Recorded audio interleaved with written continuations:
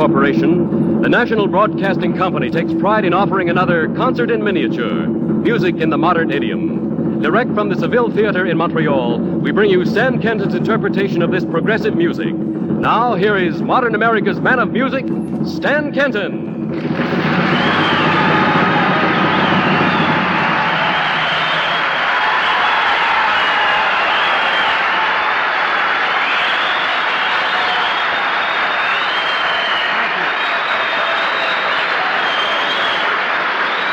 Thank you very much, everybody, and thank you, Mr. Miller, for that wonderful introduction. And have I told you, fellas, we are formally on the air. The red light is on, even though you can't see it. This evening, we're doing the broadcast, as Charles said, from the Seville Theater here in Montreal. And to describe a bit of the site, we were working with the acoustics here this evening, and we wanted to be certain that we had a good sound. We took the beautiful backdrop that was hanging there, and of course, in order to make the sound project, we lifted it several feet into the air, and the trumpet section now, with their back to the wall, resemble a kind of a police line up there. No offense, fellas, I didn't mean to. You know something? So this evening we want to start with a rather casual approach. We're going to have a little rhythm, and we'd like to present, in a sense, the cast of characters that are going to be a part of this evening's concert in miniature. It's going to be based upon a theme that we've played a great deal, so you won't have to worry about chords when you're improvising passages. We'll hear first a little rhythm from the rhythm section. We'll hear a trumpet solo by Buddy Childers. Not much, Buddy, just 16 bars. We'd like to have tenor saxophone Bill Holman. We want some Frankie Rosolino trombone, and we want to add some Sal Salvador guitar. And, of course, then there's a bit of a build-up, and then we want to present the Conte Candoli with a very delicate, light expression with a Harmon mute. Fellas, I'm talking about minor riff. Bags, will you set the tempo, please?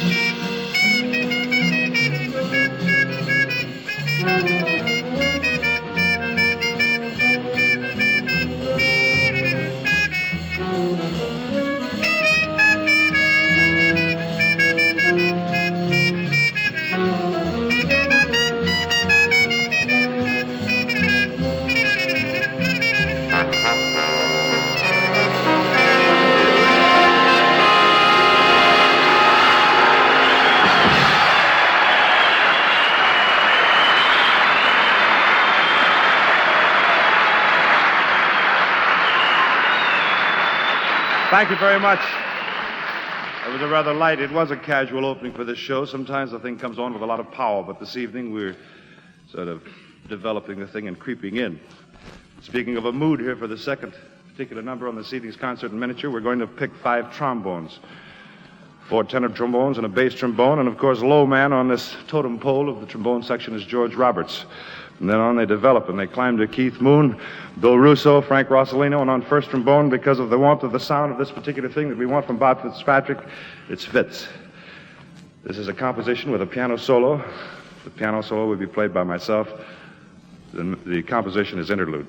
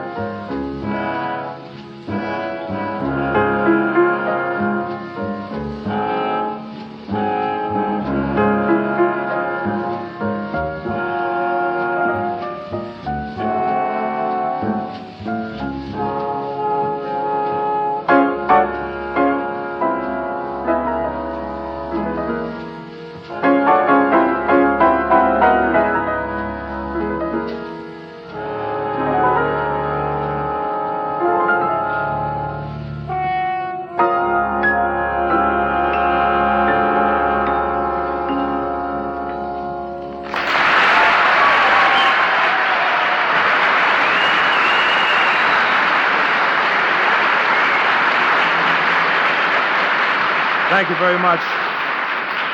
You know, I think that a string bass has more nicknames than possibly any other instrument in the family of music. To name a couple of comical names, the string bass is often referred to in lighter circles as a doghouse or a bass fiddle. Sometimes in more serious names, it's called a double bass violin, a contrabass. And if you have a band like I have, and you have a fine bass player, you can use such adjectives as great artist, excellent musician, and great asset and so forth. But if you have a bad bass player, there are many terms that you use that are not mentionable here. However, I can say that we have a wonderful bass player, great artist, excellent musician, and a great asset. This is Bags' second appearance on Concert in Miniature. The current thing with Bagley is a thing called Bags and Baggage. Bags.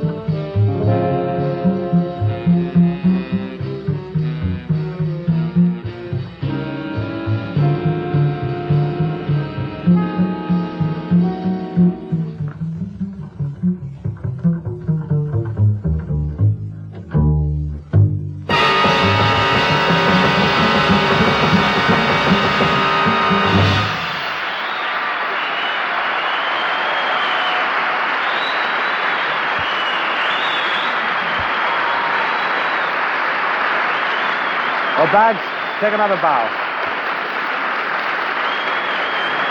Thank you very much. Not too many bows, or there'll probably be a meeting in the office regarding a new deal that has to do with some kind of reimbursement that is generally termed financial.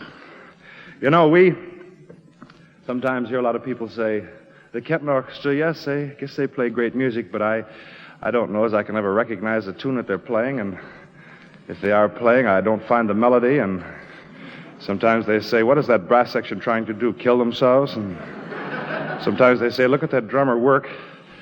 And sometimes they say, I wonder what Kenton thinks he's doing, and does he know what he's doing? So this particular portion of this evening's concert in miniature is dedicated to something that everyone has heard before.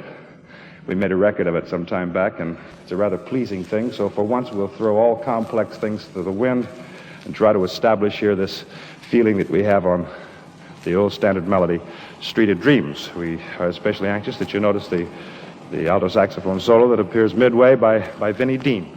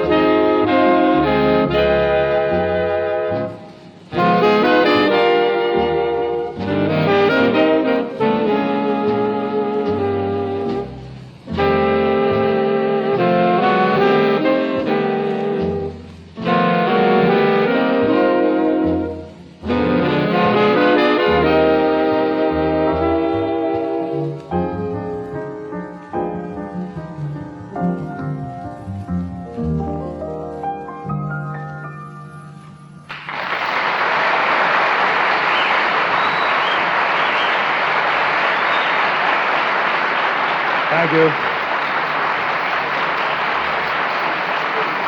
You know, ladies and gentlemen, every once in a while on our tours throughout the country, we're asked to come to a university or a music school and hear young musicians play, or they're asking our opinions about a new tune or a musician or a particular method of teaching music. And once in a while, we're asked to visit a group that are mainly concerned with the progress and development of modern music. This week in Montreal, it was quite a treat. We witnessed a meeting that took place here at one of the big hotels of a wonderful group of people that call themselves the Emanon Society. And it was a thrill to be there. And so much was going on in regard to jazz music and this concern over the thing that we call modern music that I asked if the president wouldn't come down this evening just to say hello on this concert in miniature. The gentleman is here with me, Alfred Wade. I'd like you to say hello to our friends. Hello, everybody. Alfred, I wanted you to know one thing. I explained a little bit about it the other day when we were together, but I think that I could say, because there is just this small group of musicians here representing, so to speak, the field of jazz, how a lot of us feel, including all of those that have created jazz for such a long time. We do appreciate very much what you people with the Emanon Society are doing for the music, and we hope that this group is able to inspire other groups throughout the country and throughout the rest of the world in this interest. Well, Stan, we'd like to thank you, the society, along with myself and the executive, more or less, and all the people in modern music for sticking together and trying hard to further the interest insofar as the music is concerned, and we'll always do our best. Thank you, Alfred. Thank you very much, Alfred, and I hope the Emanon Society grows into great proportion. Say, Conte Candoli, would you step over here for a moment? You know, Conte, I've asked you to do a lot of things. First of all, I remember a few years ago I asked you to join the trumpet section, and you said something like, okay. Was that what you said, or was it all right? Or, you're here. 2 years ago, you joined the orchestra. Then first we asked you to blow some soft, beautiful, muted sounds in the jazz idiom, and you said, okay. Then we asked for screaming excitement, and that seemed to be all right. And then sometimes we asked you to work real hard and supply a first trumpet for the brass section, and, well, I've talked a lot about you, and I've also asked another thing, that you stop talking about your brother Pete. I have another thing that I want to ask this evening. Here's an assignment, Count. There's a particular thing that's been created here for you on the trumpet. It's a fantasy of Bill Russo's. And I wonder if you would take your trumpet, your conception, your feeling for jazz music, and bring these notes that look pretty cold on paper to life in this fantasy of Russo's called Portrait of a Count.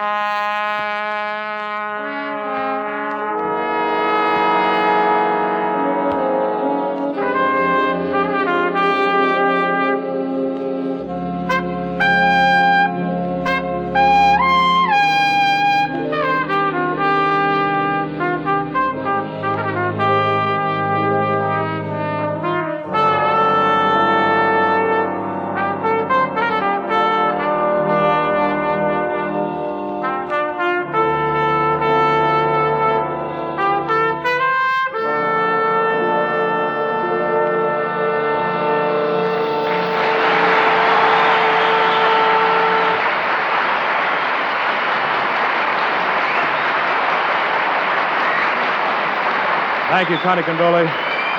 Thank you, ladies and gentlemen. You know, this week Canada has been celebrating its 85th anniversary of its independence, and really endless are the complimentary remarks we Americans could say about Canada and Canadians. Many things could be said regarding your economic growth, but I'm not an expert on this subject, nor is it possible for me really to adequately dwell on the social and material developments of this country. Because, however, my life is music, I know the Canadian and American desires in music are identical in jazz as well as the classical world. The musicians of both nations want the same for music, and we perform together and belong to the same working federation.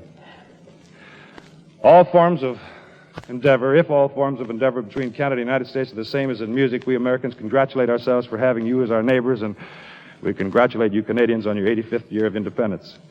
To be personal for the moment, one Canadian trumpet player, besides blowing his way to fame in our brass section, did a great deal toward elevating the musical level of our orchestra. We thank you, Maynard Ferguson, and we wish you lots of luck with your own orchestra.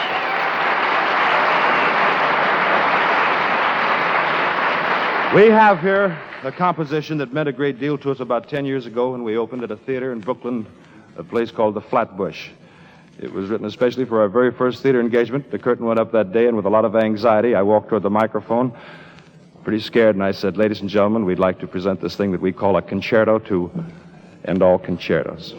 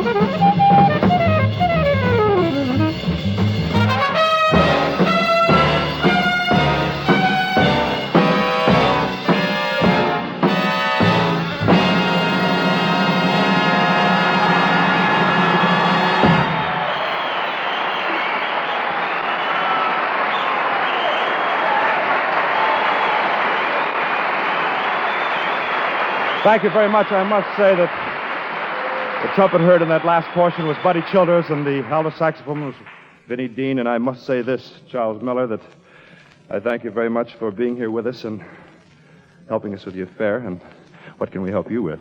Well, thank you, Stan. We'll have to be going by now. NBC has brought you another concert in miniature, Stan Kenton's refreshingly original conception of modern music. Our broadcast tonight came to you direct from the Seville Theater in Montreal through the facilities of the Canadian Broadcasting Corporation. Join us next week at this time for another Stan Kenton concert in miniature with modern America's men of music. This is Charles Miller speaking. Follow the campaign of the next president.